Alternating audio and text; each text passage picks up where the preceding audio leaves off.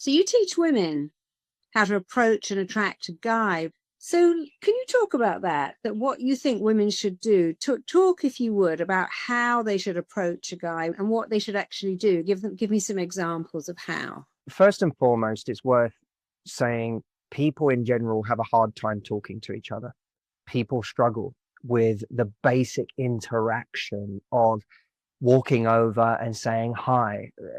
Forget walking over and saying, I'm attracted to you. Just walking over and saying hello is a difficult thing for most people. And that's because there's intention there. There's the intention to get something out of the situation on the side of the man or the woman. You know, we're going in because we want to get someone's number, or we want to hopefully go on a date with this person. And those stakes make it quite scary. And they especially make it scary for men, who, many of whom think it's their job to go over and do something. They think it's their job to go and approach the woman. And most of us men are really terrible at it.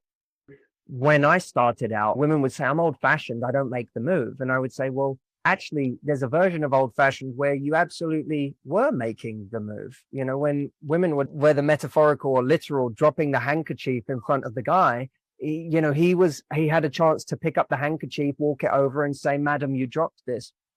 And she would say, did I? And they'd now have a conversation that he thought was his idea, but it wasn't, it was hers. She chose the man she wanted to drop the handkerchief in front of.